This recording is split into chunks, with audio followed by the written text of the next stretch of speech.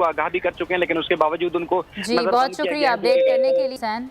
अहम खबर देंगे आपको पीटीआई फंडिंग केस के हवाले से। हामिद जमान की दरख्वास्त जमानत पर फैसला महफूज कर लिया गया है।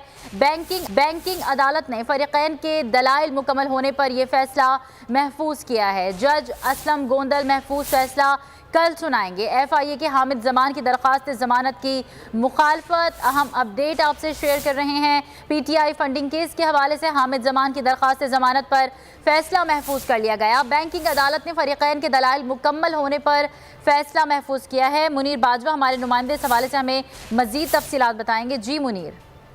जी बिल्कुल, लाहौर की बैंकिंग जराइम अदालत ने ममनुआ फंडिंग केस में पाकिस्तान तहरीक इंसाफ के रहनुमा हामिद जमान की जमानत के पर रहाई की दरख्वास्त पर अदालत ने फैसला महफूज कर लिया है और बैंकिंग अदालत के जज असलम गोंदल कल इस दरख्वास्त पर फैसला सुनाएंगे।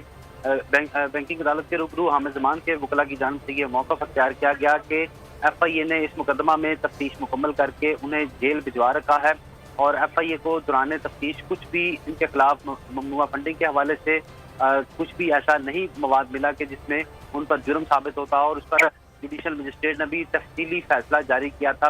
अदालत के रूबरू यह भी मौका अख्तियार किया गया कि ये तमाम इकदाम जो हैं हामिद जमान के खिलाफ सियासी बुनियादों पर उठाए गए हैं, लिहाजा हामिद जमान जो हैं वो तफ्तीशी इदारे को मतलूब नहीं है और उनको जमानत पर रिहा करने का हुक्म दिया जाए। जबकि एफआईए की जानिब से मुकदमा का रिकॉर्ड पेश किया गया और उनकी दरख्वास्त जमानत पर की मुखालफत की गई और ये इस्तदा की गई कि हामिद जमान की जमानत पर रहाई की दरख्वास्त जो है वो मुस्तरद की जाए। अदालत ने इस पर तफसीली दलाइल सुनने के बाद फैसला महफूज किया है और ये करार दिया है कि कल इस केस का फैसला जो है सुनाया जाएगा। बहुत शुक्रिया मुनीर बाजवा अपडेट करने के लिए।